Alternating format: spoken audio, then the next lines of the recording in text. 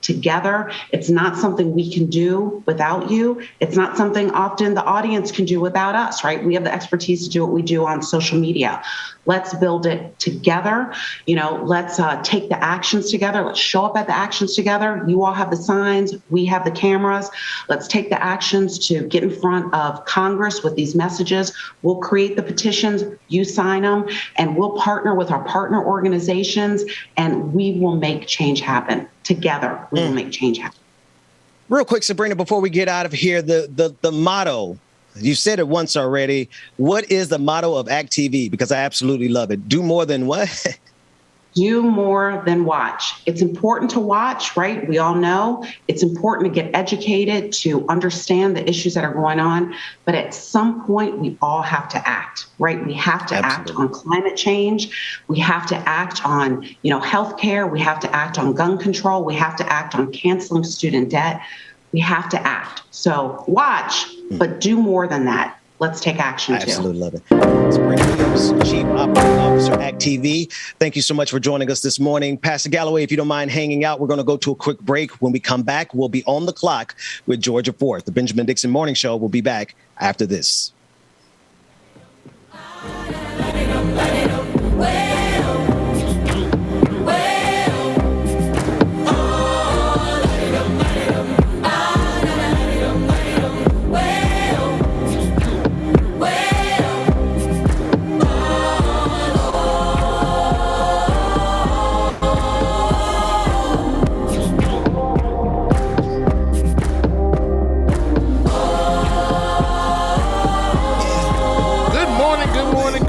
People, y'all know the voice, y'all know the sound, y'all know who it is, having all kind of issues this morning. Apologies to ACT TV. In my abrupt entrance with my music, it decided that it wanted to be on full blast this morning, and that was not me, and I apologize sincerely.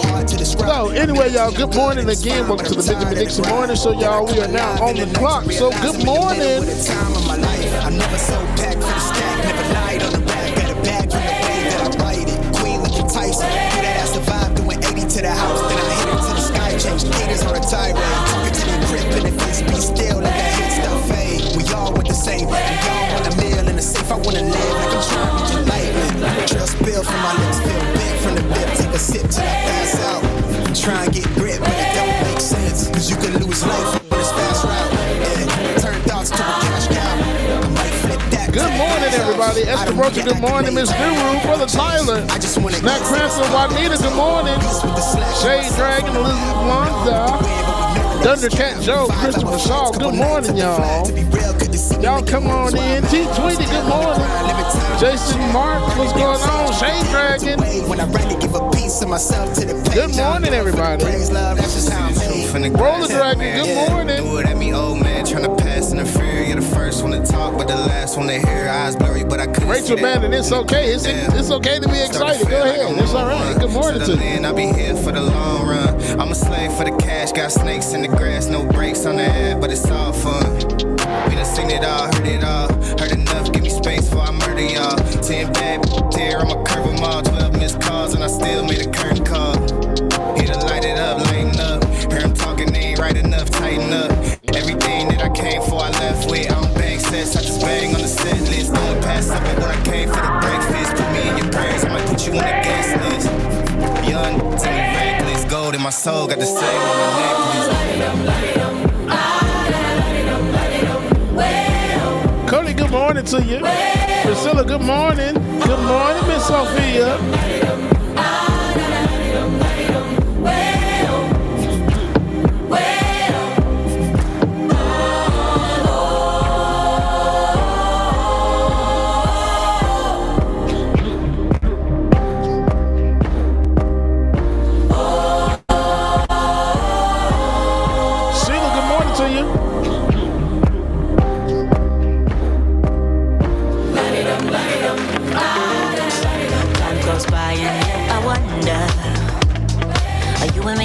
Same. Are you still loving the game? I know I don't. You cast your spell. Brandy, good morning. Indian Brown, good morning to you. I know the laughter and the pain. Will I ever love again? I don't know if I can. Brother KFZ, good morning.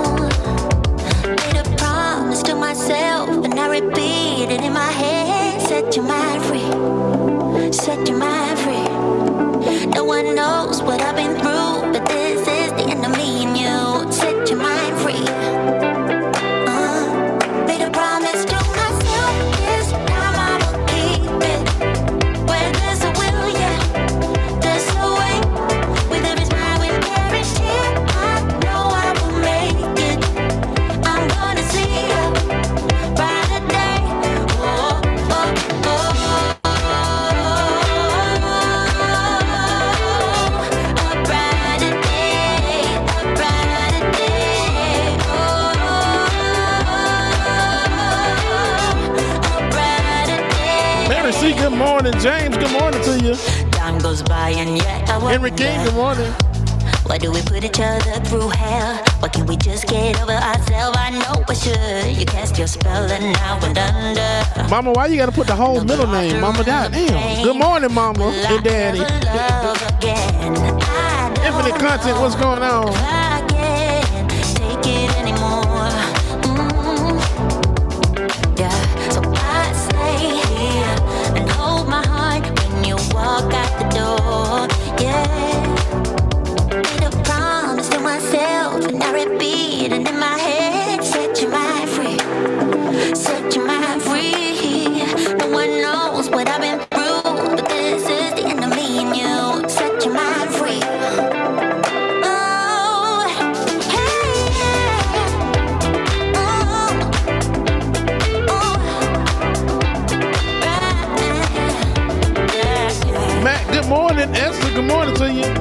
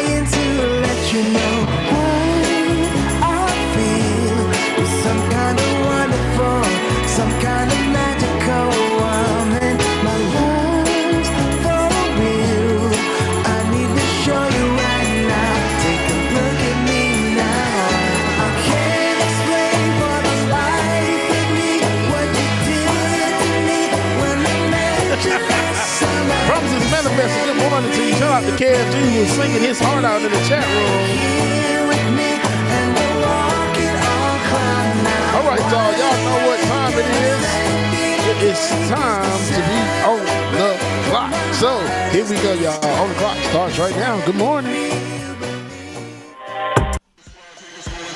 Like it or not, with Benjamin.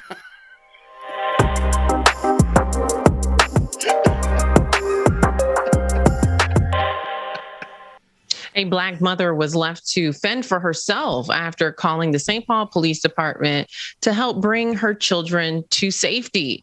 The situation, well, they were inside of her home with her ex-boyfriend, who she had a restraining order against. And her ex-boyfriend had a gun. He had fired it multiple times, including one bullet that went through a neighbor's home. So she was hoping the police would come and get her children out of this dangerous situation. But after 3 hours, where they were unable to make any progress, they decided to do what's called tactically disengage, which basically just means they left the scene. Yes, that's right. They left her children inside the home with her ex-boyfriend who had a gun, who had been firing his gun. And now the chief of police, as well as others among the department, want to apologize and say that they are correcting some policies. They're fixing policies and they're re-examining the way that they respond to domestic violence calls. I want you guys to take a look at this recent story. We'll play it later, but first, Ben and Anthony, I want to talk to you guys about the situation because it's extremely intense, especially when you examine the statistics for women who are murdered. 80% of women who are murdered by someone they used to be in a relationship with, someone that they're currently in a relationship with. And so when I talk to domestic violence experts about this, they say that this was a situation that could have turned deadly. Yeah, good morning, Georgia. Yeah, no, I'm wondering at what point will we take domestic violence at the level of seriousness that it takes, because I can't imagine what kind of policy would allow, what is tactical disengagement when we're talking about the lives of children and the safety of our children. I'd be very interested in seeing how this story develops. Yeah. You know, I think it underscores a huge problem. You know, one of the things that, you know, as a pastor, unfortunately, we see way too often is we're on in the role of having to address this issue, raise this concern over and over again, because folks aren't willing to take action. I mean, I think this is telling that this is happening in a state that is implicated very strongly in the missing and murdered Indigenous women, where this issue is very front and center, and so it's problematic in that regard as well. Absolutely. And, you know, the thing that concerns me is as the police, especially in Minnesota, are trying to repair relationships with communities of color. Here was a situation where a Black mother did say and acknowledge, I need your help. And to leave her in that situation, you know, I did talk to her on the phone. She doesn't want to be identified for her own safety concerns. But she did tell me none of her children were physically injured, thankfully. But, you know, mentally, she's hoping to seek some mental health services so that they can cope with this traumatic incident. Right. What she said in terms of how she felt when they left. You know, she couldn't believe that they were leaving her kids inside with this man who had a gun, who had fired it already. But she felt abandoned. You know, and to have a mother, you know, feel that way. She said also that she didn't feel like this would have ever happened to a white mom. You know, could you imagine a white mother being left in that situation? And to your point, Ben, when you talk about tactical disengagement, originally tactical disengagement was a policy that was implemented to basically give officers who were in tense situations a way to opt out, right? So to protect the sanctity of life in certain situations, instead of using more force or deadly force, they could just disengage. They could basically walk away, and there was a policy that could cover that. But the contingencies in that policy, if you look in their handbook, the contingencies of that policy are that no one's in imminent danger. And in this situation, clearly you had 4 children and a mother who were in imminent danger. And so that was a policy that should have never been applied in this situation, you know? And so I've done extensive research to try to figure out who was it that made the call to tactically disengage, because when you have like a SWAT team, you have dozens of officers they surrounded this home for 3 hours. They were using a PA system to try to get him to come out. They did talk to him on the phone. They were texting him, but nothing was working. And so when you have that many people on the scene, you know, the mother also wants to know who made the call to leave them. And so from the incident report, what I've learned is that it was the watch commander and the on-call chief, neither one, which has been reprimanded, because the department tells me that they've determined that this was the result of a bad policy and not necessarily a mistake by a specific individual. Georgia, the other thing that this brings up in me is the tendency that we're seeing around the country for policing agencies, almost in their own form of protest, disengaging in any investigation or any follow-up on so many stories that involve Black life. And I'm thinking of the stories that we've been privy to across the country, one here in the state of Georgia, where, you know, after a Black person was killed, there was no investigation. And more often, we're seeing it's not just police officers who are able to get away with these types of things, but we're seeing that simply by not investigating or closing the case or simply having a lack of interest, policing agencies across the country are making their own statement to the Black community. Yeah. Yeah. And Galloway, my question is like, is this enough? You know, and you being here in Minnesota, I'd love to hear your thoughts on this. But when you look at just how tense the relationship between police and communities of color are, and you have a situation like this, is it enough for the department to simply just change their policy? Is that really going to get at the root of the issue here?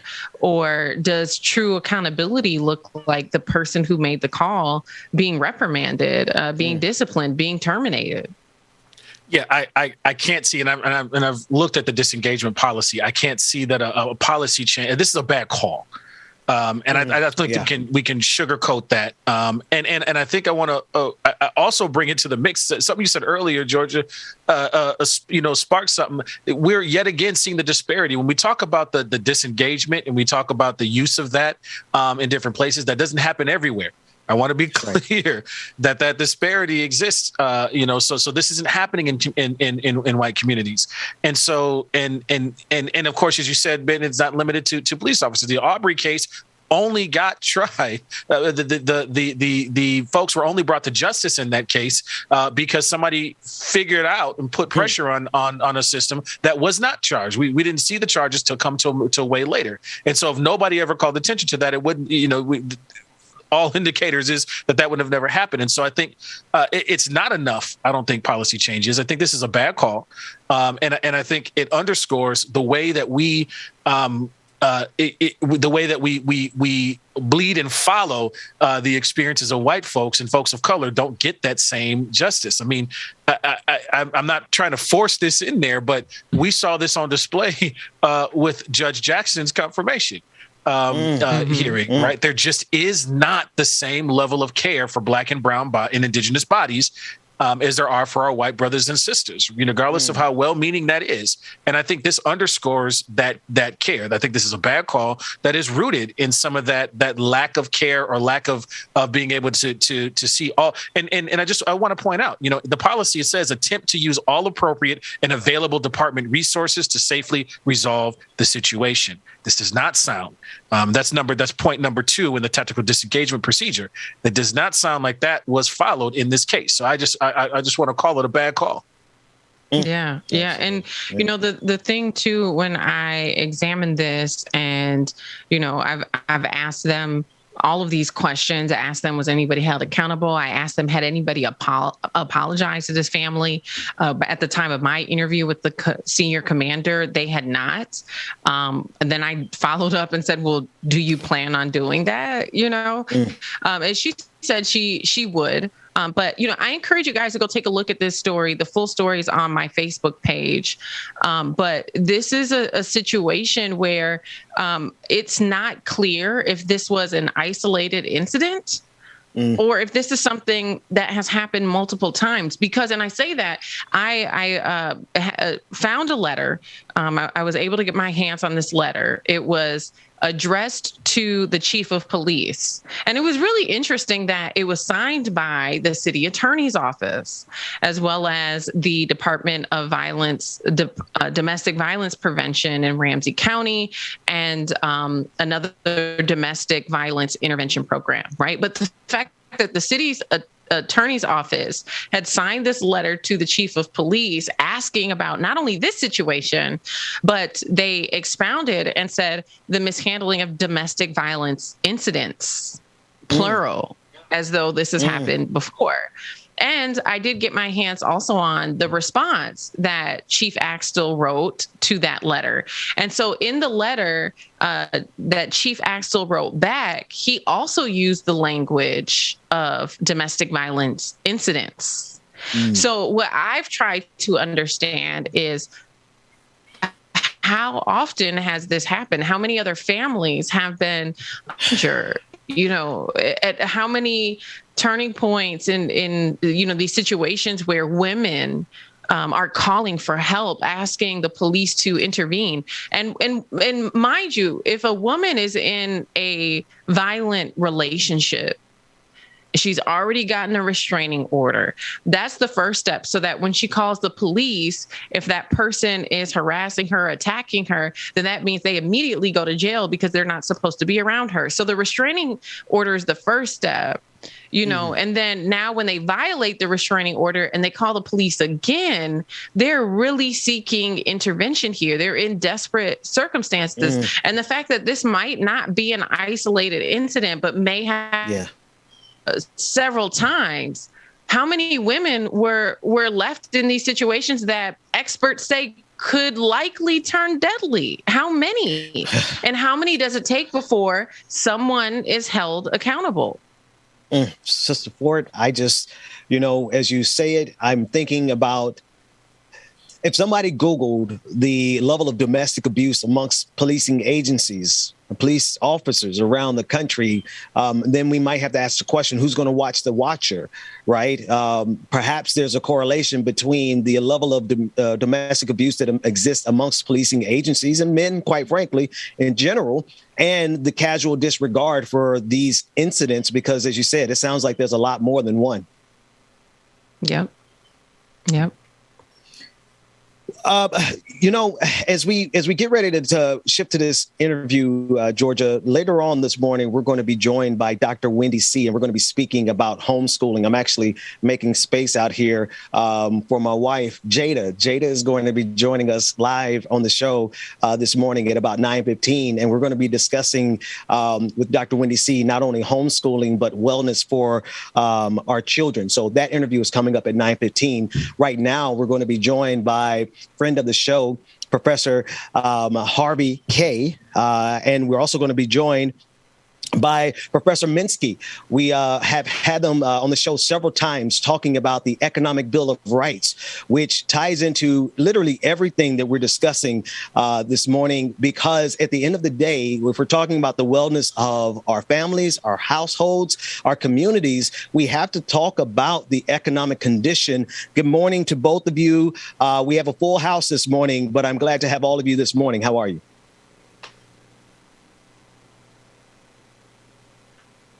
Professor Kaye, you're on mute. It is the most common phrase. I think that has to be the most common phrase of the pandemic. You're on mute. Good morning to both of you. How are you? Doing great. Up early for you and the gang. Oh no, yeah, I definitely I'm in Los Angeles, so it's nice and nighttime here still. Oh, goodness. Alan, I really do want to thank you for getting up this early. I want to lean right into the conversation so I don't hold either one of you. But we've talked about it on the last time that you were here, the case for why we need a new economic bill of rights, so that we can get to it for the audience. Would you enumerate what would be an economic bill of rights? And I think maybe that would help people to understand why it's so important. Go ahead, Harvey. Oh, I was parsing plenty of you. Well, an economic bill of rights is an idea that's been a part of the progressive tradition for some time. But unfortunately, the Democratic Party for some time has basically turned its back on it. It goes back to Franklin Roosevelt, who in 1944, in the State of the Union message, laid out, well, in the 1944 State of the Union, responded to American aspirations for guaranteed universal health care, guaranteed education for young people as far as they were able to pursue it, and guaranteed jobs with living wages, and a host of other things, which we've also tried to include and enhanced. Well, it's also the case that even though this was laid out and Americans wanted it, as polling showed, 85% wanted guaranteed universal health care, in the course of the Cold War and beyond, the Democrats seemed to lose touch with it. Surprisingly, in 1960, and I really want to highlight this, it's not in our article, in 1960, the Democratic Party platform actually called for pursuing the Economic Bill of Rights and laid out the platform entirely in terms of that. Then A. Philip Randolph, responding in good part to the opportunities provided by Lyndon Johnson in the Great Society moment, proposed a freedom budget, which was a 10-year plan to abolish poverty, renew rural life, transform urban life, and address questions of structural racism. Martin Luther King Jr., only weeks, months at the most before his assassination, also called for an economic bill of rights. So this has been part of the tradition, part of the, if you like, the legacy. However, for too many years, Democrats turned their backs on these kinds of aspirations. That's the part. Yes. And here we are. I'm sorry. Yes. And here we are. No, I wanted to Go ahead, finish that thought, because when you say the Democrats, that's where I was getting ready to ask Brother Allen. And just for the sake of time, Brother Allen, the stuff that Professor Harvey K just outlined seems to be absolutely reasonable. Healthcare for everyone, jobs for everyone. I mean, these things are not rocket science. These are things that are not only good, but also help the economy. So if these are things that are winning propositions, I think Professor K was getting ready to nail this question. But why is it so difficult to get even our people, Democrats, to support it? Well, there was a shift in the sort of economic organization of American society with Ronald Reagan. And for the most part, the Clinton administration coming in as the sort of, as the basis for how the Democratic Party was going to approach the economy starting in the 1990s, basically acquiesced to the strategies that were developed during the Reagan years. And so what happened was there was less progressive social spending after that. And as Harvey pointed out, the two periods in which an economic bill of rights were pushed was at the end of the Roosevelt administration for a few years after that. We did have what could be seen as a more inclusive, though not inclusive adequately at all because of structural racism, social democratic economic social contract in the 40s and 50s. And it was, of course, attempted to be expanded in the 1960s by the Democratic Party. Economic turbulence in the 1970s and basically an economic reaction starting with Reagan that the Democratic Party more or less absorbed, except on the margins of the party, in the 90s, in the noughts. And then the market crash occurred in 2008. And I think there was enough dissatisfaction with the results of the American economy across the general population. You saw the Occupy demonstrations in 2011. You have the Sanders campaign in 2016. And I think with the Sanders campaign, the emergence of the squad, again, following about now, what are we on, about 14 years? Where, the prospects for upward mobility in the society have really stalled. And they were on life support. If you actually look at the statistics in the 90s and the noughts, American social mobility had really declined, but it's pretty much flatlined since the market crash of 07-08. Yeah. To say the least. Professor K, I want to come back to you, and Pastor Galloway and Sister Ford, I would love for you to get in on the conversation. I just want to proposition or give you this. I heard Alan talking about the Clinton administration. One of the things that I have a chance to talk to my mother about on this side of the Clinton administration was how the Clinton administration used Black mothers, my Black mother, to end the safety net as we knew it with the welfare to work program. And I had a chance to spend some time with her, and turns out that back in the 90s, they were hiring a bunch of Black women to go into the Black communities and get the Black women off. And I'm using this because there was racist jargon, there was racist undertones, to get them off of welfare and back to work. And the biggest irony, Professor K, I know you would understand this, was that when we think back about it, she wasn't working for the government. She was working for Lockheed Martin. The checks came from Lockheed Martin back in the 90s, a part of the Clinton administration's plan to get Black people off the safety net. Could you just kind of dovetail? I know that's a big one, but could you dovetail how insidious that is to connect the defense contracting industry with the removal of the safety net from the Black community using Black mothers by Bill Clinton, no less? Well, the first thought that comes to mind is of all people, President Dwight Eisenhower's warning in his farewell address to be wary of the military-industrial complex. It's also notable, I believe it was Clinton who told his cabinet, maybe told all Americans, that I can't recall, that we're all Eisenhower Republicans now. But in fact, if we were all Eisenhower Republicans now in the 90s, we would not have seen Lockheed Martin going out and trying to literally replace a decent, or developing welfare system in America. I mean, sorry, that story just literally threw me back. That's how I didn't know that. That is amazing. I didn't know it either until I didn't I didn't really put the pieces of the puzzle together until I started doing this work, Georgia. That finally I thought about it, and I remember my mother working with the Clinton administration. But then I was like, I never remember working with the Clinton administration, but I do remember her working for Lockheed Martin. And it took about, I don't know, what's that, 20, 30 years before I realized that the government used Black people to go and destroy the safety nets here that we need, that all people need. And then that money was going to defense contractors. But it just really speaks to how stories can go hidden for decades, and they're right on our noses. You know, if I could just mention, sorry, Georgia, go ahead. Oh, no, go ahead. I mean, I was just going to say, I think it's fascinating, Ben, that it comes to light eventually, but then also the juxtaposition of those efforts against certain administrations really using derogatory language to talk about Black women on welfare. I recall a very famous speech where, there was this depiction of the welfare queen. And so I think, the question here when we talk about any type of economic bill, we have depended on different administrations and politicians to pass this. And it seems like, at almost every turn they failed. So what it makes me think about is like, how can we, as the people, do what we need to do to create a better economy, without their approval? Because if we're waiting on them, I mean, we're going to be waiting another 60 years. Yeah, no, absolutely.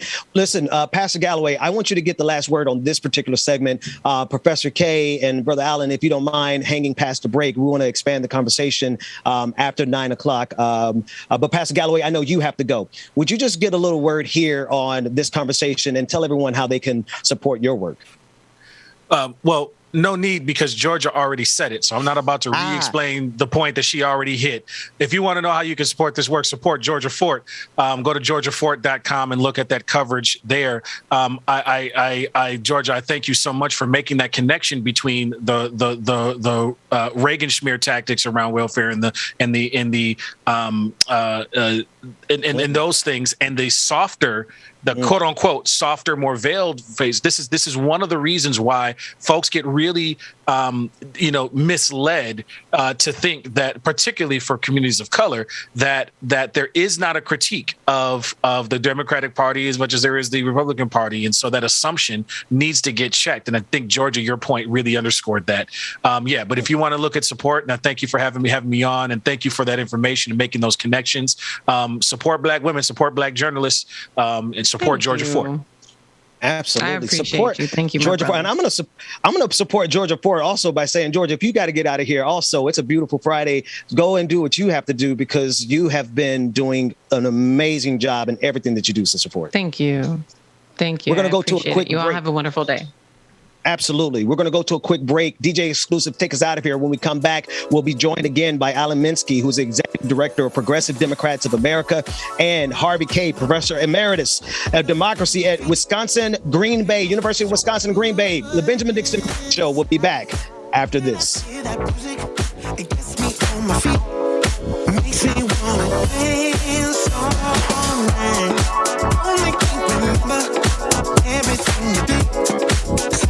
All right, y'all make sure that you stay tuned. We got more coming up next on the Benjamin Dixon Morning Show. Y'all stay tuned. Good morning, everybody. And it feels so good inside. And I always want to feel like this. I close my eyes and all my troubles fade away. Yo, was once got so deep into Laura, good morning to you. Six Dragon Daddy, good morning. Sonny Wright, what's going on? Good morning, Carmen.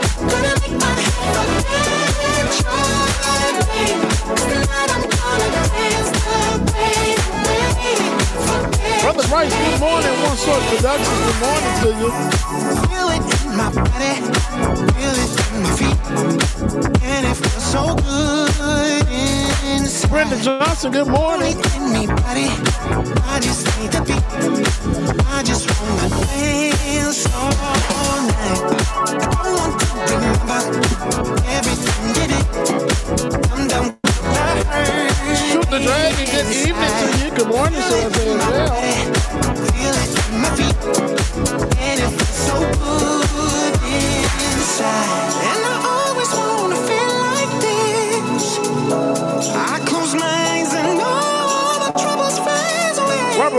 good morning. Tiger, what's going on? Trevor, good morning to you. Shelby H, good morning.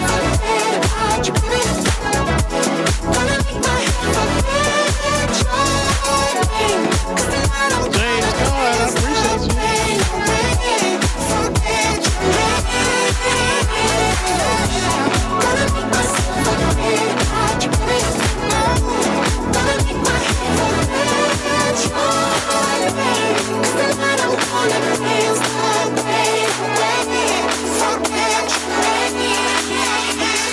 When I get you back, oh yeah. Shut up, promises manifested. You better stay on that bike. I see you. Good morning to you. Cat Faye, good morning. When I get you back, oh yeah.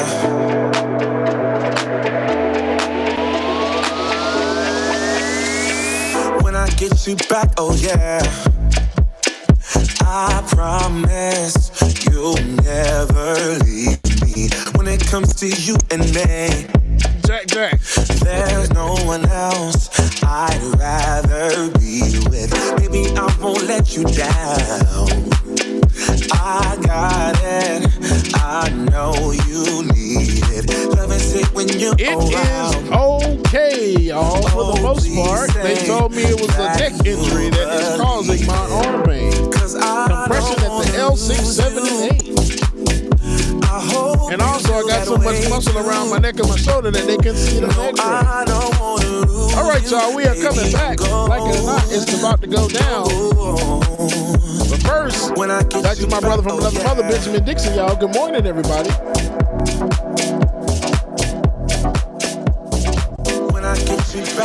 Like It or Not with Benjamin Dixon starts now.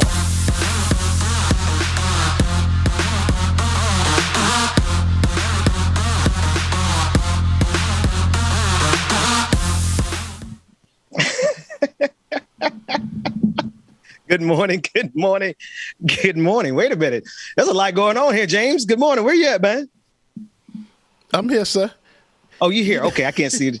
I can't see it on the screen. Dude, I was literally adjusting my chair, making room, because at 9:15, when we switch to the interview about homeschooling, I will be joined by Dr. Wendy C., but also I'll be joined by my wife, Jada. She'll be joining me here in person. So I'm huffing and puffing. Professor Harvey K is still with us, and Alan Minsky is still with us. DJ Exclusive, thank you so much for everything that you do, man. We're going to get it going. Y'all caught me in the middle. I didn't know we were coming back from break. So here we go. Professor K. Can I say something? Yes. Save the day. You have, without a doubt, the best DJ, the best music, especially for the morning. I sometimes just think I should just wake up listening to your morning music. It is so good. Well, thank you so much. I greatly appreciate that. That makes me feel really good. Yay. Oh, that's what I'm talking about. I love it. Absolutely. That's why I have him. James, listen, James, me and James go way back to college. We marched in the marching band together in college, and he's been keeping me level-headed. He's always one of those friends that you have to keep around you to remind you where you come from. He does that with some good music. So we get the best of both worlds around here. Okay, that music would not keep me level-headed. James, now wait a minute. We're supposed to be talking about economic Bill of Rights, but now the people in the chat room, they be tearing up their houses when you're playing music. Always. Oh, man, it's great. It's great. Well, good morning to everyone who's watching. I know we had some technical difficulties earlier this morning with the stream on YouTube, Facebook, and Twitter, but good morning to everyone. We're speaking this morning with Professor Harvey K. and Alan Minsky. We're discussing the Economic Bill of Rights. I wanted to take a few more minutes to dig into it because I need this to connect. I need this to connect with the audience because I need people to understand that if you call us progressives, if you call us leftists, I don't care what you call us, so long as you get us health care for all, Medicare for all, get us livable wages, give people something that they can use to survive. So Professor K and Brother Minsky, if you would help us to understand and connect this, why should people start advocating for the Economic Bill of Rights? I think the problem right now, it is, of course, an instrument of messaging. And I think that the Democratic Party, and particularly the progressive wing of the Democratic Party, struggles with messaging.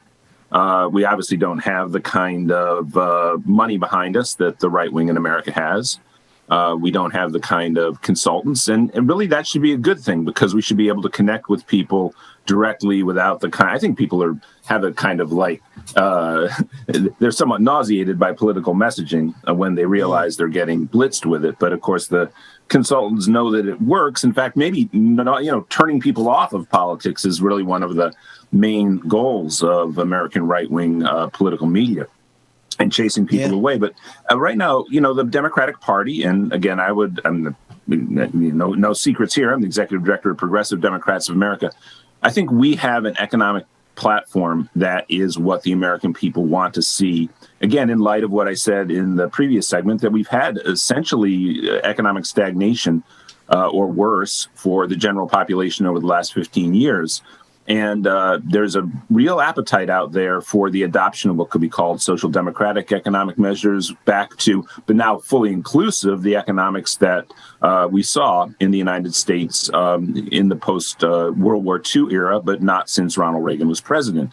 And again, I think the American public would attract to this. And if we emphasize in ways that right now, when people think about what progressives stand for, a basically more fair economic deal is not the first thing they think of. And I think that's our strongest suit.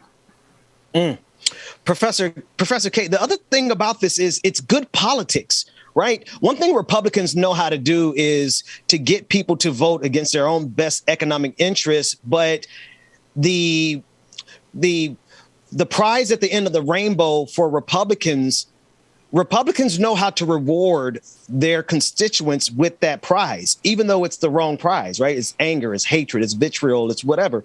In this case, the Democrats could literally give Americans what they need to survive and never stop winning. Okay, it is a winning proposition because people need to survive. And yet, despite the good politics of it, Professor K, it seems to be that the powerful will not do it. They would rather lose an election than to do the smart political thing. It is striking. I mean, actually, if we could go back to the 70s, I know we've talked a lot about Reagan, but it is significant to note that it was in the late 70s under President Jimmy Carter that the Democrats began to move in a neoliberal direction, not only in terms of public policy, but they also went out of their way to recruit dollars into the Democratic Party.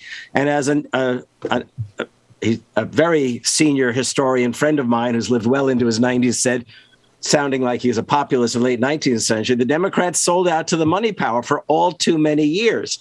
And in fact, but with all of this bleakness that we see, there is something to be very hopeful about and to take action. And that is that Bernie Sanders showed the possibilities, number one, of doing a grassroots type of fundraising. That's important. Secondly, he showed that Americans are, at least a goodly number of Americans, are ready to transform the United States if given the opportunity. And let's not forget, in 2016, and I'm willing to put money on this, Bernie would have beaten Trump, okay? Absolutely. Because of the states that Hillary lost, Bernie would have won. Those were strong places for him. That's right. But beyond that, we also now have, let's consider, we now have a social democratic caucus within the Democratic Party, not the entire progressive caucus necessarily, but these young folks like Cori Bush and AOC and Bowman, they represent a social democratic caucus. And PDA and other groups have basically said, look, and this is what our Economic Bill of Rights call is all about. We're asking new and older progressive candidates to embrace this Economic Bill of Rights and commit to the pursuit of a social democratic America in hopes that that they will save the Democratic Party in 2022 from a debacle reminiscent of 1994 and 2010. This is a plan. Look, the majority of Americans want health care. They want education. They want a guaranteed job with a living wage. And we could go on and on. So here's the platform. I'm going to hand over to Alan because he can talk specifically about a few candidates that people should pay attention to because they are part of this social democratic push. Okay. Well, handing off to me, I do want to jump right in here, too, because I want to talk a little bit about the relationship of the Economic Bill of Rights to American structural racism. I mean, we can go through the various tenets of the bill, but I don't think it's a mystery to anybody listening or anybody who has their eyes open in American society that poverty in the United States has been concentrated throughout its entire history among Black Americans. When you look at the unemployment rate, it's consistently different between Black Americans and white Americans. So the immediate largest beneficiaries of an Economic Bill of Rights would be communities and poor communities and communities of color. And there are, of course, in population centers, as well as in small town America, but very conspicuous in population centers. You know, they're food deserts, economic deserts, healthcare deserts, and they tend to be concentrated in neighborhoods that are disproportionately Black. And an Economic Bill of Rights would directly be attack that reality and seek to transform that reality directly and aggressively. It would directly and aggressively attack the racial wealth gap. I personally believe, and I should mention the Professor William Darity, I personally believe that on top of that, yes, there should be more reparative economic justice, but this would definitely get us a brilliant start in terms of that direction. And I think white America, enough Americans are open to this right now to want to achieve it. And I think it can be achieved as part of an anti-racist political platform. And, having said that, we do have to be realistic about the way white America has voted historically. Currently, most white Americans do vote for the Republican Party. And it's been part of a sort of racist economic social contract that's existed. And white Americans have believed that it's to their benefit not to improve the lives of poor people. And I think we have to demand politically and advocate for this kind of universal program to achieve the kind of transformation that we need in this society as we begin to address economic structural racism. James, DJ Exclusive, what's that saying? Or actually, I can ask any of you. What's that saying? You swipe the nose to spite the face? Because it seems like you cut off your nose to spite your face.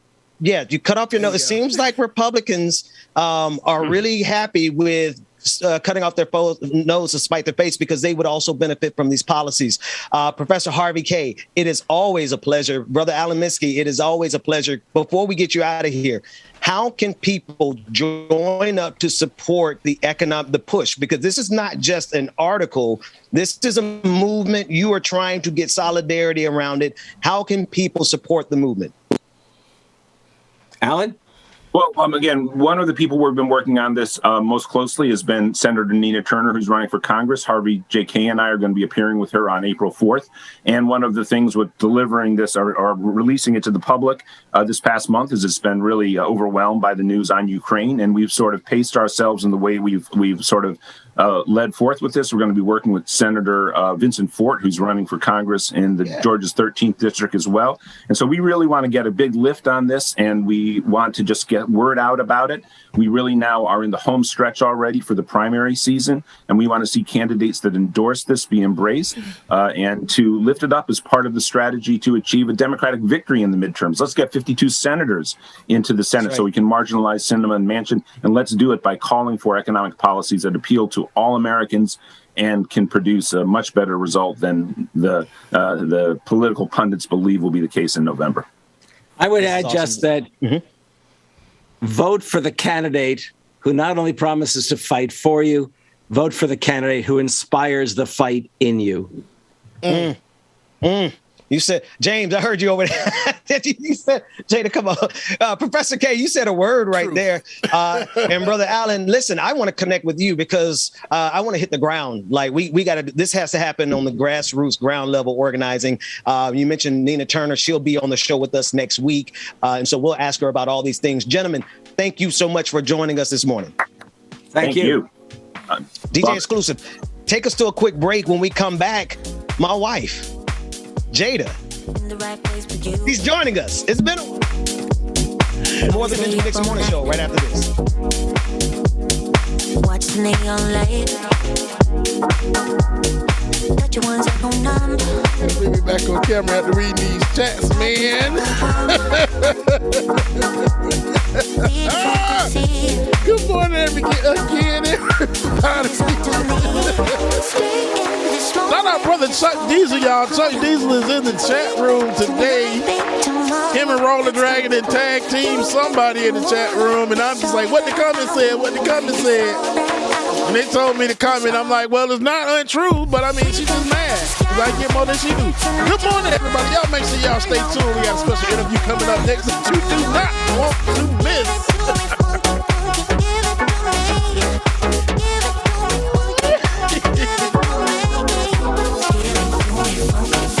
All right, got you.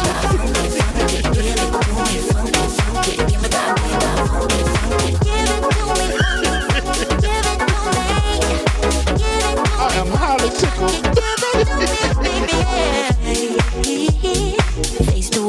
Is that Jada? Feel my beating heart. Good morning. I'm trying to wait. I'll wait. Okay, look. Touch your ones that go numb. Heartbeats like a drum. Feel the fantasy. Give us up to me. Stay in this moment. Just hold on.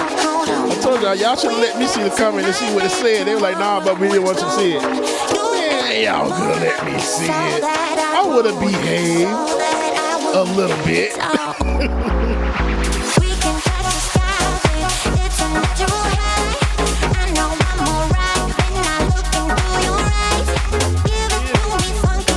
Amber Layla, good morning to you.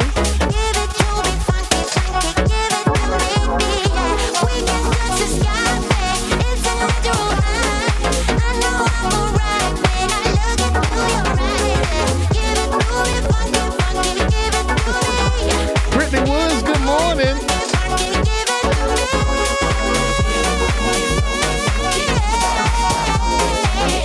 Two guys are playing chess. One says to the other, how about we make this more interesting? So they stop playing chess.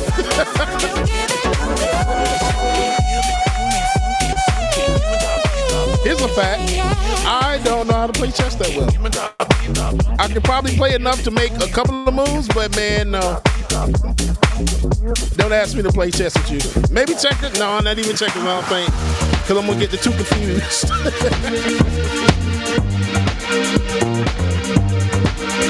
Just another sunny day in Southern California. It's where the people came to play. Don't let them transform you. Oh, come and see what you've been missing on a little slice of heaven. It's the only. Shout out to everybody out there chair dancing. I see y'all. Happy Friday to y'all. Good time, man. Good morning. Good morning, B. Teresa, good morning.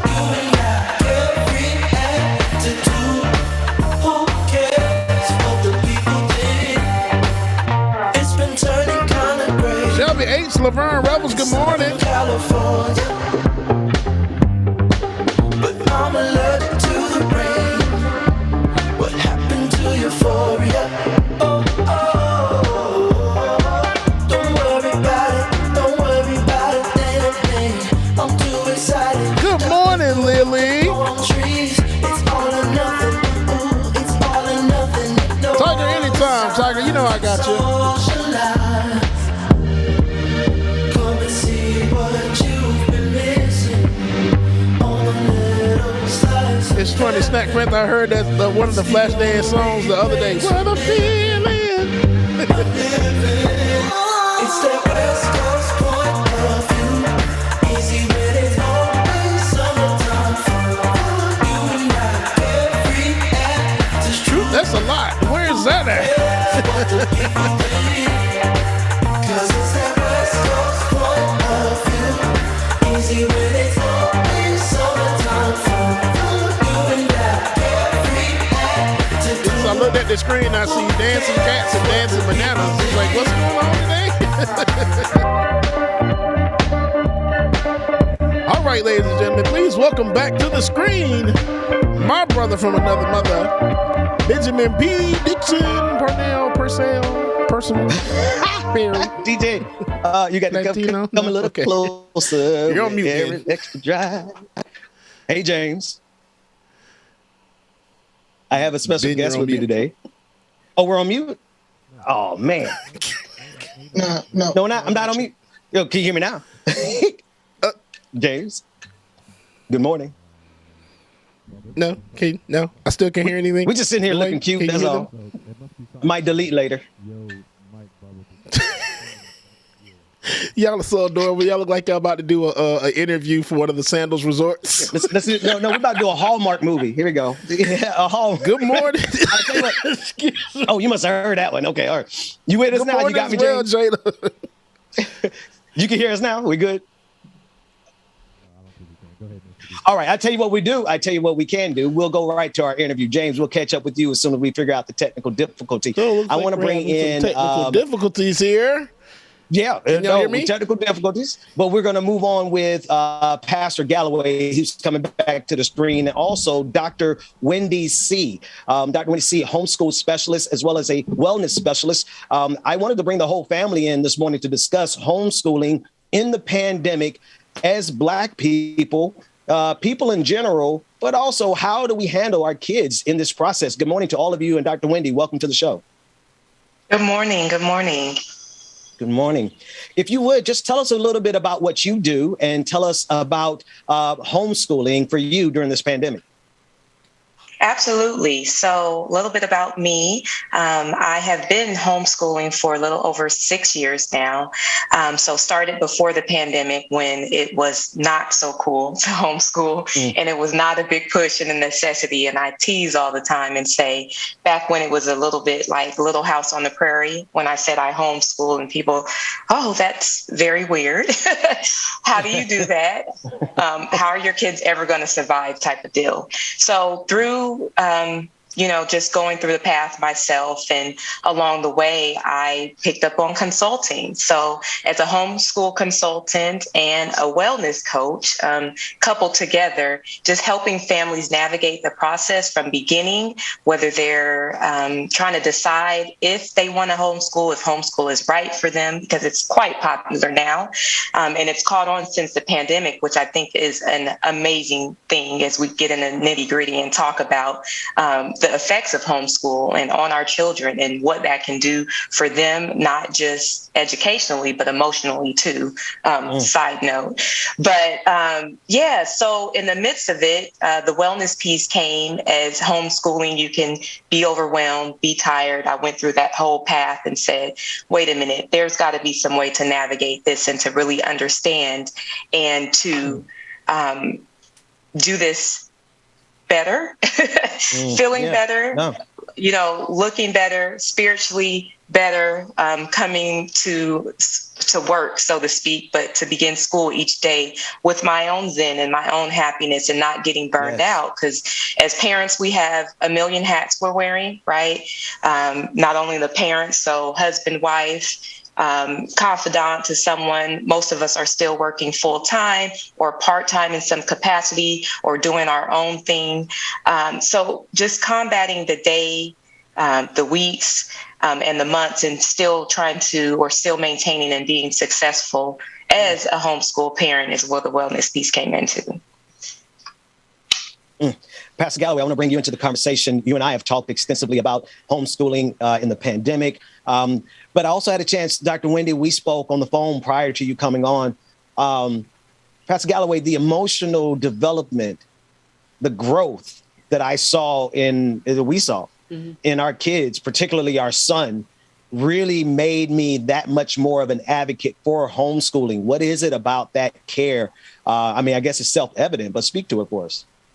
Well, we took the approach of, and we talked about this before. We took the Galloway Roadshow. So in the height of the pandemic, one of the things that we do is we stay outside. So we hooked up a pop-up camper and we took the kids on the road, and they got to see the country. They got to see the road. We stayed, to ourselves in terms of safety, in terms of COVID. But what we were able to see is that there was space to deal with their ebbs and flows that aren't part of a factory space. And I've worked in education for 15 years. And so I understood, the challenge that a teacher might want to do what the kid actually calls for socially, emotionally in that particular moment. We were able to navigate that in a way that was full, that met our kids where they were. And in doing so, not only did they get to make sense of the world, but now our kids are back into the school system, and what we're getting from the teachers and we're getting from our kids is this kind of mourning of the time that we got to spend and deal with things on their pace versus the pace of the school district. So I also see this, as we talked last time we had you on, Dr. Wendy, is I also support an organization that services homeschool parents. So a lot of homeschool parents used our out of school time center at the African Wellness Center and had this very similar thing. Their kids checked out of a pace that allowed them to move at their pace. And we saw in the data quickly that our data was the exact opposite of the school district in terms of behavior, in terms of social wellness, and in terms of hopeful aspirations for kids. Kids are talking about aspirations in our space that they're not in the school setting space. And so those are some of the differences that we saw. Yeah. It's kind of awkward, but I want to ask Jada a question sitting next to me here, especially with Dr. Wendy here. Balance. One of the biggest challenges we have is balancing schedules, professionalism with the kind of time it takes. Just speak about that. So we were kind of pushed into, homeschooling. We had thought about what Ben alluded to as far as the emotional aspect of our kids, especially our son, was something that we noticed a change in his demeanor and how he interacted. And we just questioned, are we equipped to do this as parents? Should we do this as parents? Would we cause more harm to them than good? But then the pandemic came around and it was kind of like, well, here we are. Right. Yeah. And that first year, I will say it was a struggle because my idea of homeschooling was the school system, but at home. Yeah. So we would go from 8 to 2, trying to figure out. And then I was trying to do this one shot curriculum that had everything in it. But what I found is my daughter is an audio learner. My son is a kinetic learner. And so once I tapped into that, and we had to do some deschooling for myself because I came up in the public school system. But then they had, a few years in the public school system. So they were used to their routine. So with I'm just like, we're just getting it. And she's right. Her. It's it's a lot. Most of it falls on her. We have an adjunct. Ooh, that look.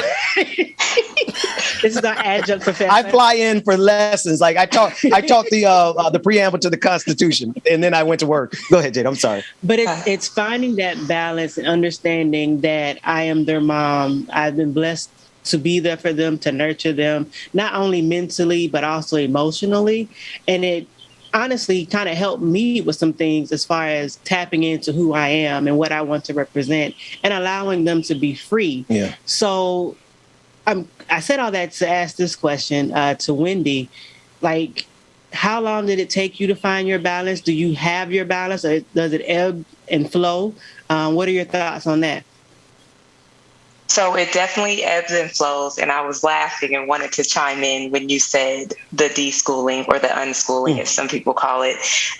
We have to go through that process. We have to mourn, so to speak, what that traditional setting looks like for us, right? And so I'm no different. When I started homeschooling, it wasn't something that I thought I would be doing. If you asked me 10 years ago, hey, told me you're going to be homeschooling in 10 years, and I would say, no, this is not my path. That's not what I went to school for. Never had I thought that I would leave my career to be at home, in homeschool. And I'm laughing at Benjamin.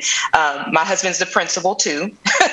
When something's going wrong at school and I have to look to him, and sometimes he taps in and does a little reading, but the principal is a role that we give him. I just got it. I thought he was a principal for real. I just got it. I'm sorry. I'm slow. I'm sorry. Go ahead, Dr. Wendy. It's so true. It's so true. So So back to the deschooling process, coming in, when I decided to pull my son out of school, he was first. I have a son and a daughter, and school was just not working out for him. And we said, this is not the right thing. He needs to individualize learning. And it was one of his teachers, actually, that gave me the push that said, I think this would be a good choice for him, and I think you should start exploring it. And again, it wasn't really common back when we started, but I started to explore it nevertheless.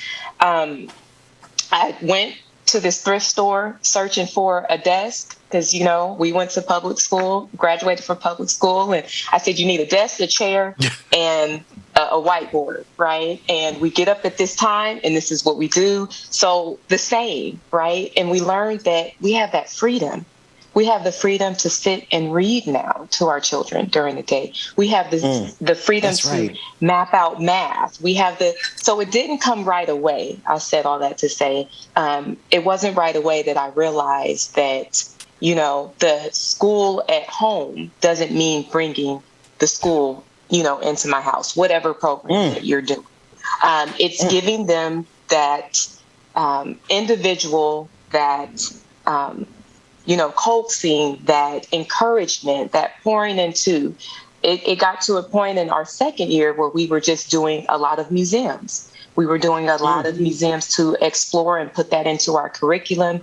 Yes. And then the next year we're going shopping together, whether it's grocery shopping to the stores. We're having a lot of people interaction to get that social. And then our third year was like, okay, let's add in some activities. So families that I consult with, whether they're beginning in those stages or the end, right now, I have a couple families that I'm helping with SATs and what does college entrance look like and preparing for that. So it changes. I think finding my balance is different every year, to answer your question. This year, I have a middle schooler and a high schooler, but both of them are taking college classes right now. Wow. And both of them are exploring, and just like I would have never thought we would have been here. And developmentally, and psychologically, as well as emotionally, giving them the confidence and that added on patience, as you're there with them, Jada, to be able to walk alongside them and learn. Like some of the things I just never would imagine. Like it's me going back to school all over again to a certain point. And just the benefits of learning as a mom, I have to learn to take off that mom hat, so to speak. It's not 8 to 2, and being teacher and those roles switching. So that's probably a hard balance that I don't think ever goes away when you're working on it. You're always going to be working on that part. Well, Dr. Wendy, please go ahead. Dr. Wendy, this is Dwayne. The voice of God, by the way. That's Dwayne. That's our technical director, Dwayne, in the background. Sorry, Dr. Wendy, you don't see me, but everybody hears me. Okay. So my question is it sounded like in your last example just about going out and teaching a lot of life skills, but how does that transition into like having the, because when it comes time for college and things like that, they're looking at your transcripts and stuff like that, but how do those life skills incorporate into actual, like what schools are looking for? How does that correlate? That's a good question. That's a great question. Because I feel like the life skills to me sometimes are a lot more important than a lot of the stuff you're gonna learn in a book. I feel that. Absolutely. Hands-on, absolutely. So when it comes to putting them on transcripts and you're doing descriptions of things, you always want to get your kids involved in the community, like the pastor said, that they go out and network with different communities, community programs, get involvement in either your Boys and Girls Club, YMCAs, and just be a part of things that are going to contribute to those transcripts that you have. Go ahead.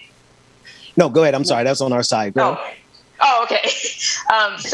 You just want to be able to build them up, right? In school and in some states, I know all states are different. Some states heavily support homeschool students with the after-school activities, with the extracurriculars. So in some states, you can enroll your students in if you're wanting to take the Spanish class or the Latin class or the French class, because that's needed in most college transcripts, that you need 2 years of a foreign language. So you definitely want to seek out what the district has for you.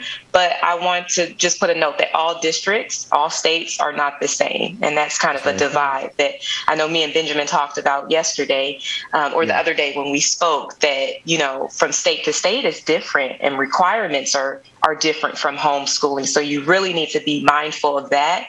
And the networking, that's where the networking piece comes in as a homeschool parent, that you're reaching out and seeing and talking to others or finding consultants to see what your resources are and how to navigate that best to get your child, you know, to the next level after you graduate them into what college or what field or what technical school that they want to go into. And really, homeschooling is such a great platform to start, you know, navigating that for them, you know, and you have the time during the day, and a lot of programs are during the day for homeschoolers.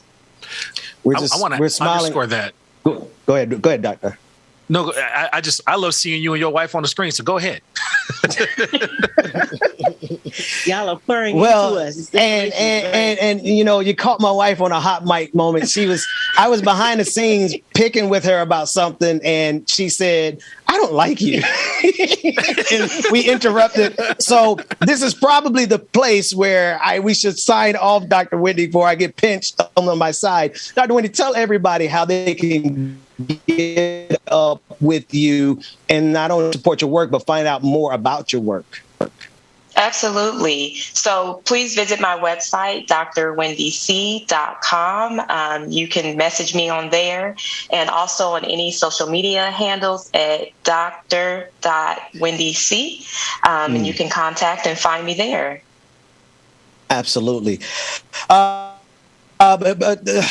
Pastor Galloway, before, I know we were getting ready to get out of here, but I know it sounded like you had a comment or a question before we get out of here. If not, I'd like for you to hang out for a few more minutes. Do you want to jump in there? Yeah, I just wanted to underscore what Dr. Wendy said. And in addition, in terms of the collegiate get, one of the things that we're finding, especially out of Minnesota, is that the level of rate of remediation that's required by students, even when they do the full, you know, advanced placement track and all that stuff, is pretty high, because organizations are getting kids out of college who only know one method of schooling, and that is rote regurgitation of information. And homeschooling doesn't, you know, children have a much more robust critical thinking palette.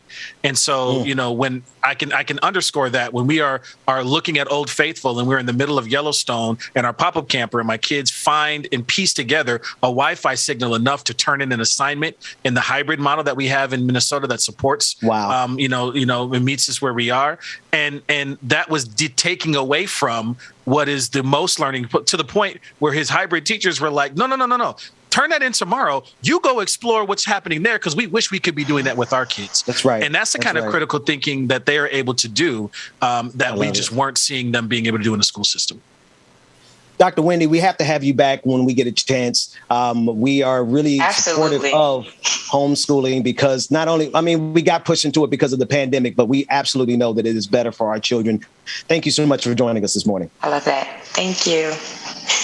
DJ Exclusive. Play a little bit of music. I'm going to see if Jada going to hang out with us. If not, I'm going to move her chair. And when we come back, Pastor Galloway, if you hang out a little bit, we might be able to introduce you to our sister, Rebecca Azor. We'll be back with Like It or Not after this brief break. All right, can y'all hear me now? Because I can finally hear y'all. Here we go. Dwayne, can you hear me? All right, there we go. Yes, apologies to everybody, because I came in like, I can't hear y'all. I'm just talking all over y'all. But David, we don't have to play that clip. That was just something that Dwayne was sharing with me. It's just a deleted scene. A lot of people haven't seen the movie, so we won't spoil that for them.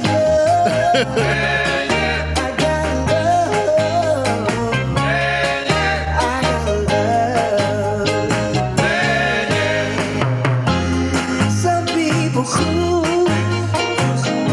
Some people try to get tired. If you don't have a reason,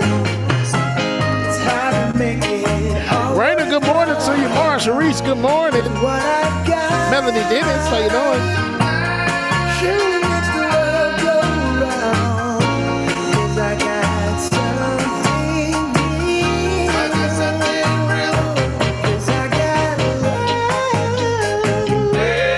Jonathan Hawkins, good morning to you.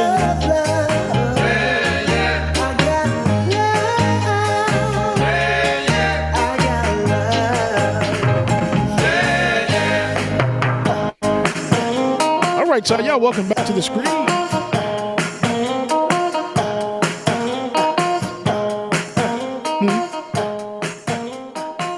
Oh, well, we might as well wait a second. Dwayne, you want me to wait a second? Take look at Slack, Dwayne.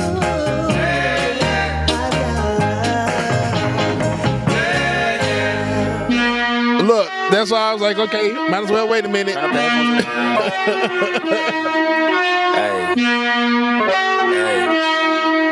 ISO. Barbara Ebron, good morning to you. Clear out the room, I'm coming through. They want to see what I'm about.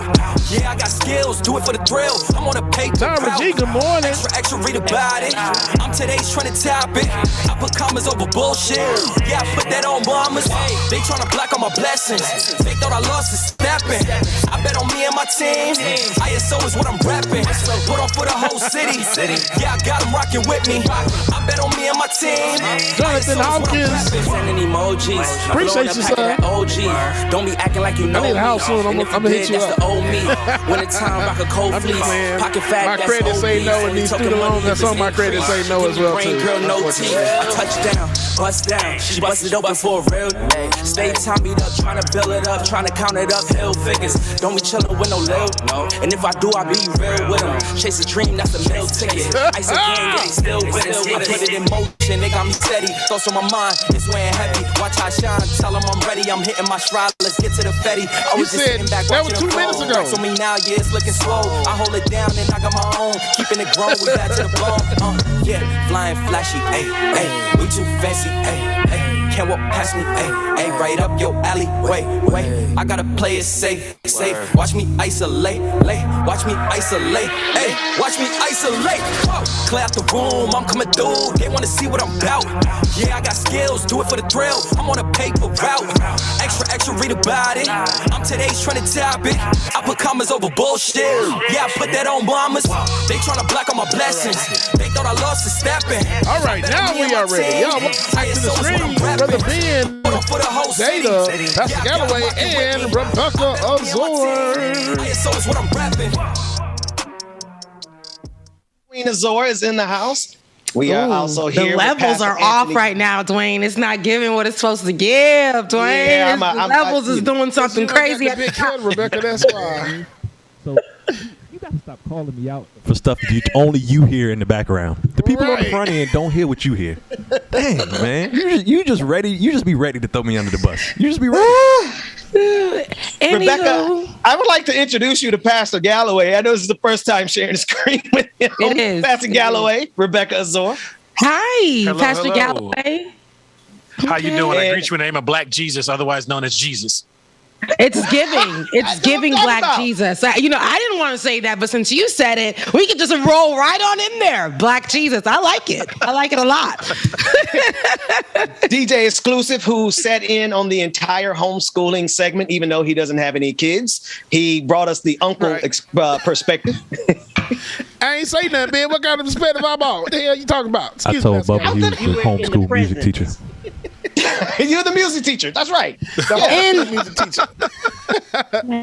So Pastor Galloway, where are you located, Pastor Galloway? Where's your? I see Pastor St. Mark A&E. Where's your church located? Yeah, we are in Duluth, Minnesota. So we are right on Lake Superior, up in the northern part of Minnesota. Oh, there's another Duluth. I was like, Duluth, Georgia? That's up straight. Right, Rebecca. That's what I said earlier today. Okay. So tell me a little bit, since I don't even know you, Pastor Galloway, tell me a little bit about yourself. Sure. I was in education for 15 years. I work in consultant for race equity and consciousness development, and answered my call to ministry on a platform of Black liberation theology. And so now I serve the oldest Black church in Duluth, Minnesota, and I think the third oldest Black church in Minnesota. Wow. So you're part of a historical, like a church, and you seem to be really young. Can you tell me what Black liberation in the church looks like? Because that's that. Yeah. You know, I don't know if that ties together for a lot of people, but could you tell me what that is? Sure, absolutely. There was a whole group of folks, and the term was coined by a theologian named James Cone, who is a theologian in the vein of Howard Thurman and Dr. King and a few other folks, who basically came out and said that Christ's teachings are supposed to be a liberatory teaching, and there is a pathway through the Christian perspective that has us be able to advocate, and so we don't forget things like the fact that there were that captive Africans that were brought here to the United States were inclusive of Christian folks, that Christianity went through the continent before it went to Europe, that God is on the side of the oppressed. And so that is kind of the underpinnings of Black liberation theology.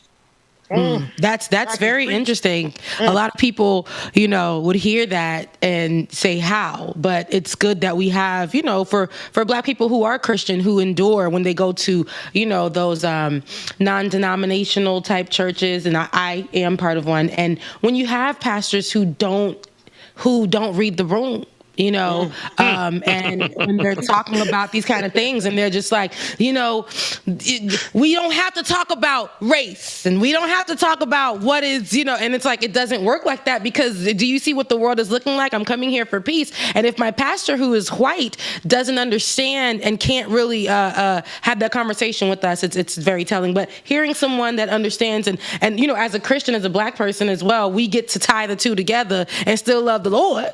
I like that. That's all right with me. Yeah, I love my Jesus, and I believe my Jesus resurrected. And that is true along the same side. I'll give you one example that I give to Ben all the time. If you feed the 5,000, you can absolutely read that as a miracle, all that stuff, but also understand that 5,000 people feeding themselves as opposed to paying taxes to Rome is a political statement and act as well. So you got to bundle all those things together. We can walk and chew gum at the same time. All right. Well, you taught me something. I like that. Black Jesus. I felt that in my shana now. Yeah, I felt it right up in there. I was about something about to shout up right in my bones. Coming in a Honda. Because it So look, what we got? What we talking about on this Friday? I don't even know. David did a whole lot of work last night. I don't know what's in this segment, but we had a whole lot of interviews before you got here, Rebecca. But we're in your hands now, Rebecca's. My wife is here. I just messed up for the ages. I'm never going to hear the end of that. Florida ain't, but your wife.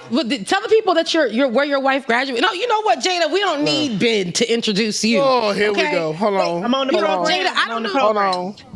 Jada, I don't know if they know what university that you graduated from. The number one HBCU in the nation. I don't know that they know that. Do they know that? Hold on now. Hold on. Florida agriculture. Oh, we got some rattlers in the space. Oh, good Lord. Y'all never gonna hear the end of that. Right there. You see how she said. When you mention Florida A&M University, you can't just say, FAMU, whatever. The Florida Agricultural and Mechanical University, October 3rd, 1887. It's just in you. It's just when you come from a school like that, and Ben is married to an illustrious woman who came from that university. So, I just wanted to, I don't know if you gave her that introduction. I just had to make sure, what I'm saying? We shining over here. Well, she needs no introduction. This is the Benjamin Dixon Morning Show is as much the Jada Dixon Morning Show as it is the Benjamin Dixon Morning Show. I will confess I had to go to Florida A&M to meet my wife. But we will also confess that she had to go to Bethune-Cookman to find a good man. He didn't go there. Hello, somebody. And like Ben didn't go to FAMU. Like Ben didn't go to FAMU. So you better switch that up. You ain't got to switch that up, Rebecca. Where was the wife at? You got that good thing Rebecca. was over there. Here we go. Ben and Jada, did y'all actually meet on the campus of Florida A&M University? No, we did not. No. It doesn't matter. Okay, there we go. So he ain't had to go to FAMU to find her. But when she graduated from FAMU, she brought it with her wherever she went. Amen. she brought it with her wherever she went. Amen. Okay. No, in all fairness, we did meet at an event that was put together by a FAMU graduate. I will give you all that. But it was in South Florida, and it was at the club, Pastor Galloway. I found my virtuous woman at the club. That's all right. That's right there. Hey, y'all playing around there.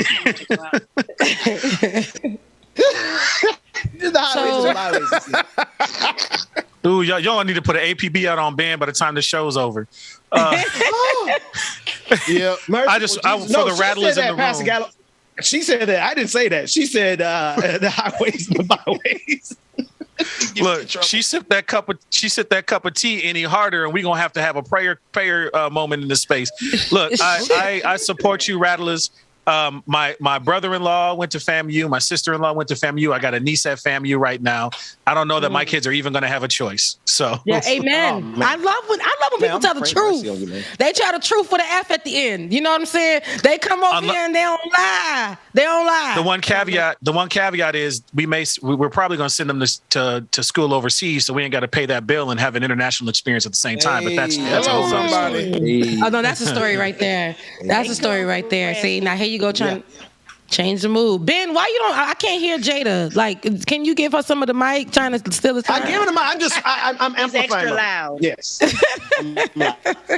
That's all. All right, so we got. They don't want me. Listen, we got some news though, and I would love to hear everybody's take on a lot of what's going on here. I wanted to talk about the U.S. and how it's accepting 100,000 Ukrainian refugees. Yeah. I wanted to briefly, because I feel like I'm being rushed off by the producer, I wanted to briefly discuss that because I know on the show I have spoken about being Haitian, and I've spoken about the situations going on in Haiti. I spoke about Title 42. I believe that is something that Donald Trump put in place originally, that didn't allow asylum seekers to be able to, get their freedoms here. And then more recently, our own president, Joe Biden, who was said to be someone who was liberal for the people and who said when he was running and campaigning that he would protect the people of Haiti, listen to them, and, get them the assistance that they needed. Now, there was a war happening there. People have been protesting in the street for years. They had a situation with getting fuel, and then their assassination of their president. Also, the earthquake on top of a whole tropical storm hitting them at the same damn time. And they came over here last year around September seeking asylum.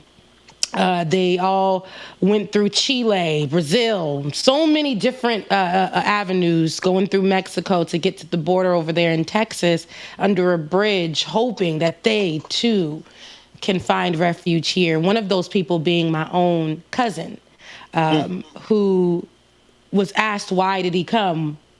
And he said, why he came. There's a war happening. I don't feel safe. There was an assassination of my president.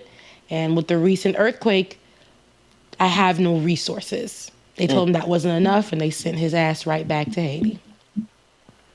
Now, I'm looking at the situations that are going on right now. In the midst of that, when they sent those people back to Haiti and the treatment of those Haitians under that bridge, predominantly Haitians under that bridge, we saw them being whipped, right? That's right? And however they want to frame it, however they want to say it was, what it looked like, what they were utilizing, what we saw as Black folks watching, and what us Haitians saw were our family members getting whipped. Sure. And then our president saying they had to send them back. Jen Psaki making a statement and saying, we had to send them back. There's no options. There's no opportunity for us to really keep them in the middle of a pandemic. The same pandemic that they're not acknowledging on a regular day. But in this particular moment, they acknowledge that there was a pandemic going on. And we got to send them back because this is putting our Americans at risk, so we can't keep them here. So many excuses happened. And now we have Ukrainians who are seeking refuge, as they should. Mm-hmm. And we're presented here, or they are presented here with the opportunity to come and stay, 100,000. To come and stay.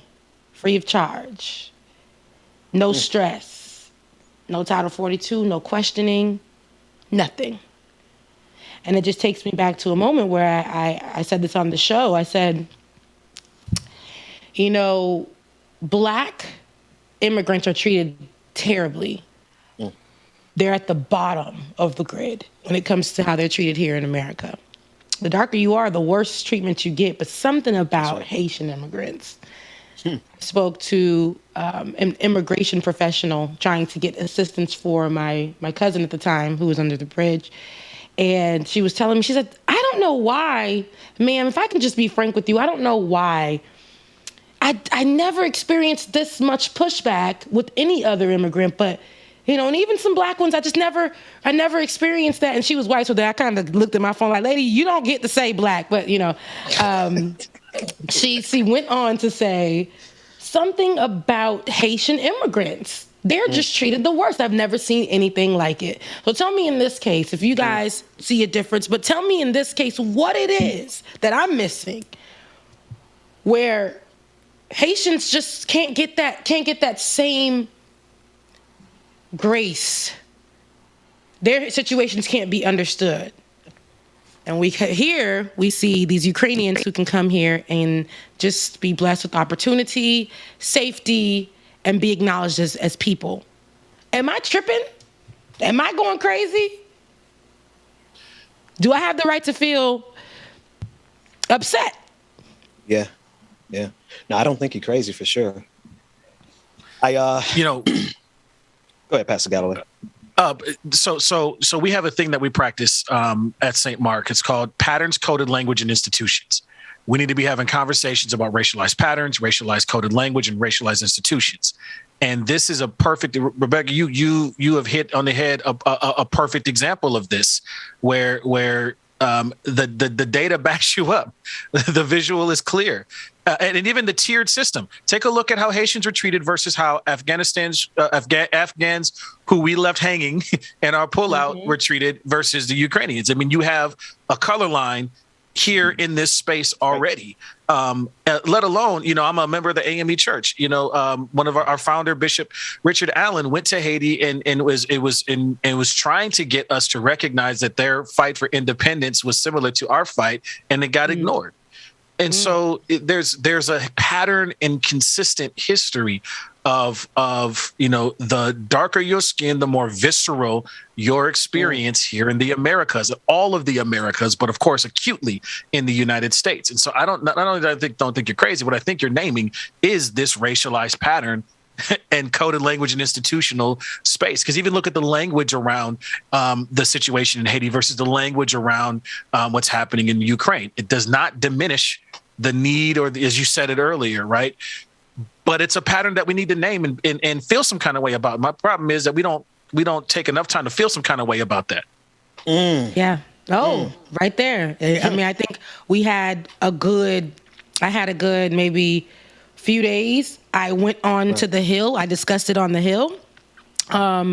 And I feel like even in that moment, people were like, no, there not procedures that we have to follow? Do we not have to follow due process? Right. If Jen Psaki gets up and says that means that the president has an idea of what he's doing. It's not problematic when the president pulls up with something like this. Is it not problematic? Because this shows us that this was Title 42 is something that is drenched in racism. There is color lines here.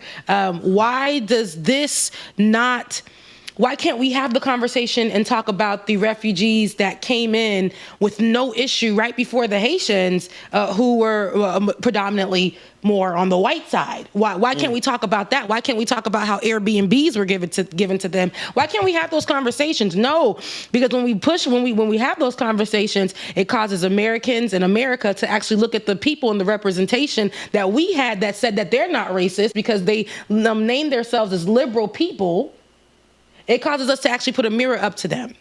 And they don't want that. They don't want that conversation. They always give us, when I talked about it, the comment section, literally, or people who were reaching out to me in my DMs were saying, you always bring race into things.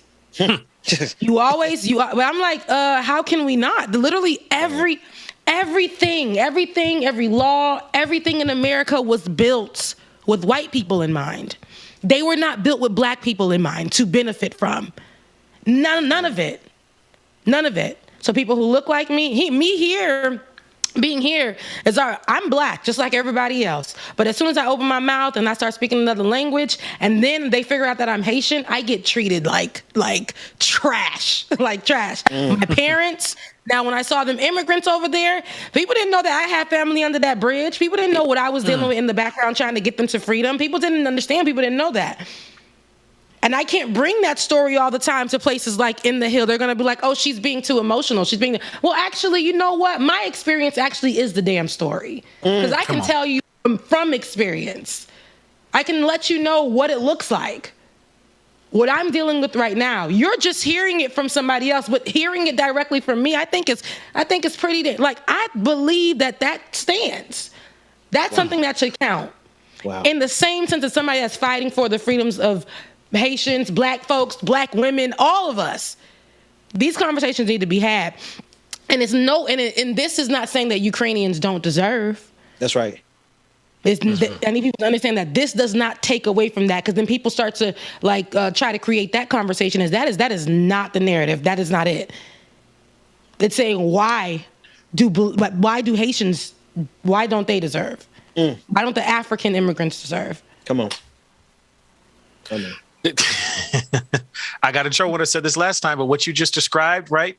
That zero-sum game, that piece of pie, it's the same thing as when an entire room full of folks, after hearing an experience like you just shared, turns to the white woman in the room who's crying and spends all their emotional time and energy taking care of that person rather than the person who's actually experienced the negative treatment. Wow. I think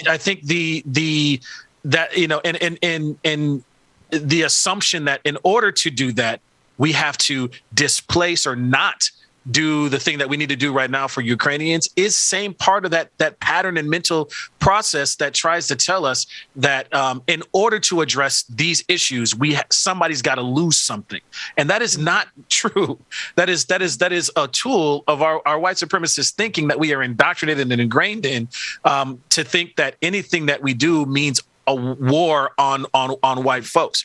That's not the case. It has never been the case. And I want to add this step further. Not only have folks not stepped up to the plate when it comes to black and brown and indigenous bodies, but we have actually seen that when we have taken the autonomous reins on our own, what were indigenous folks met with? Treaties that undermine their autonomy and sovereignty. What were black townships like Tulsa, Rosewood, Ocoee, and Mound Bayou, all these different places, what were they met with? Extreme white violence to dismantle. So I think we got to be real about it's not, this is not just a passive pattern to go back and look at and go, oh, I forgot something. No. There is active, intentional work being done to undermine it. And I think that needs to be just as much of the conversation. And that makes folks uncomfortable because you have to own your own stuff. Y'all right talking, good God almighty this morning. I ain't got to say nothing, James. Between Rebecca and Pastor, actually, y'all know I'm going to say something because the conversation is so rich. Rebecca, when you said Pastor Galloway, Tulsa, it brought me up to date with the city in, I believe, Tennessee. We just spoke with the journalist earlier this week. And it may not be Tennessee, David, if you don't mind giving me the right state, where now this black town that has been historically black. But watch this. Up until 2015, it was run by majority white city council, white mayors, just like Ferguson. How many cities across the country do we see where it's a black population, but with white leadership? And when you brought up the violence that Tulsa faced and how white supremacy gets in and not only destroys us when we try to get off the ground, right? We try to build a city, Tulsa, they destroy it. The immigration part, Rebecca, drives me batty because in a few years, some of those Ukrainians who I support, who I love, y'all know I'm damn near about to write a song to help them out. But in a few years in the United States of America, some of those white Ukrainians will have more privilege in this country than black folks that have been here for 7-8 generations, right? And it's all tied together with the fact that black folks are the under society in this society that is providing wealth, We're providing resources. We're providing them swag. We're providing them with style. And as soon as we start getting some of the wealth from our greatness, well, they do what they did in that town in, I believe, Tennessee, where now, after all these years being underneath white rule and white misleadership, Black folks finally got in power. And you know what the white city manager decided to do? Say, nah, we're going to cancel the entire city.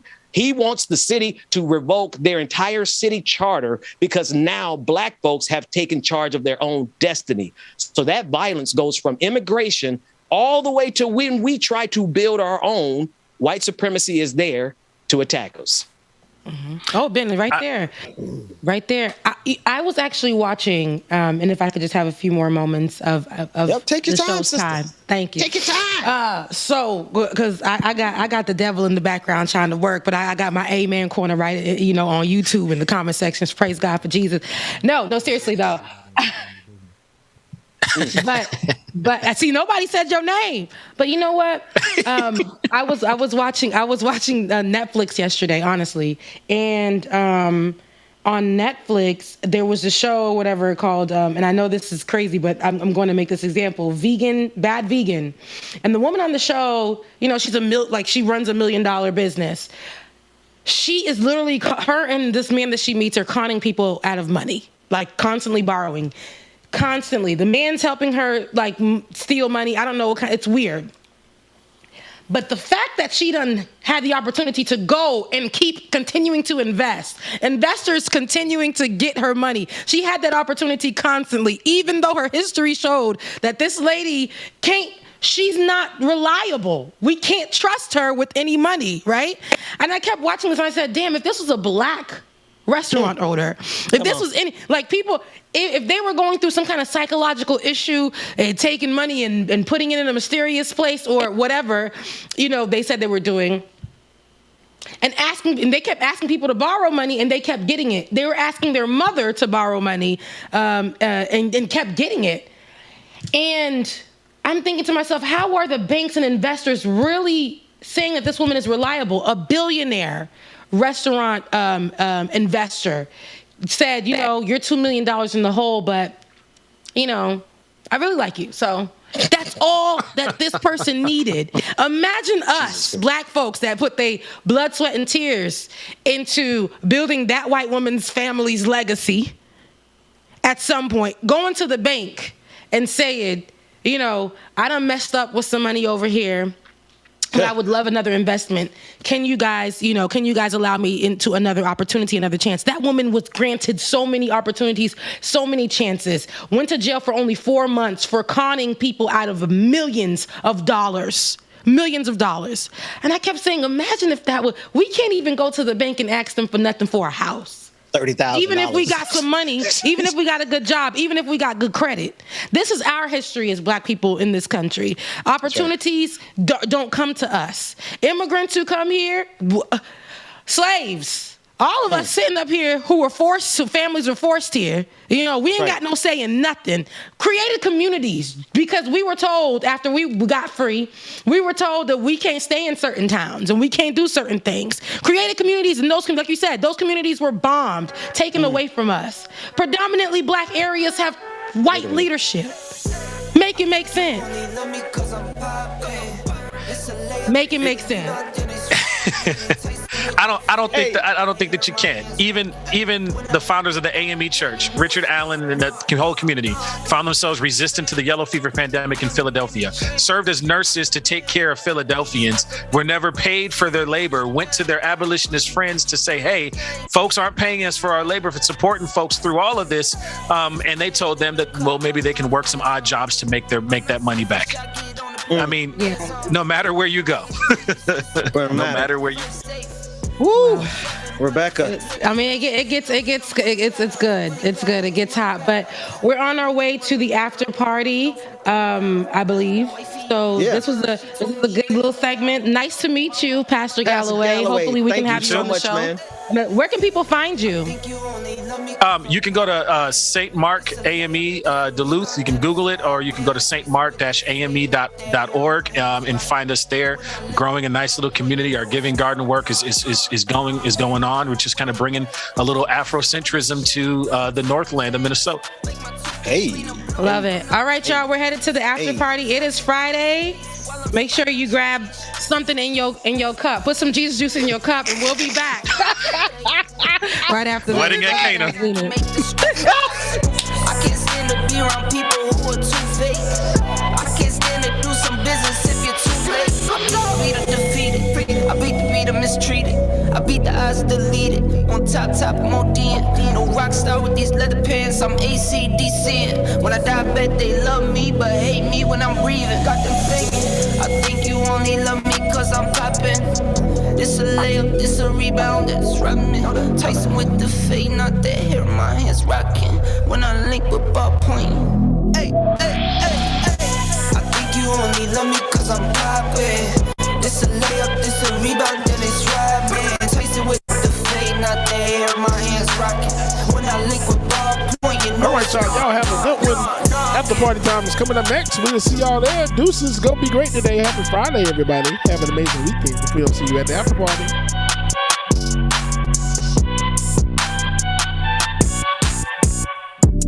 I'ma need safety. Tell her I can't snake me. Ray gun off safety. My girl so tasty. Tell her it's your world. She want the two-tone spaceship. Blow smoke screen daily, so the stress don't faze me. I'm going. I keep it factual. I'm on sabbatical. I'm out in Central America. I need a break from hysteria. Park like the one with the carousel. I get it lit in your area. I'm locked to the vision, it couldn't be clear. You couldn't pay me to care enough. I dare you to hate me supreme with the sound through the stereo. So turn it up loud when you hearing us. We live and it's good in your area.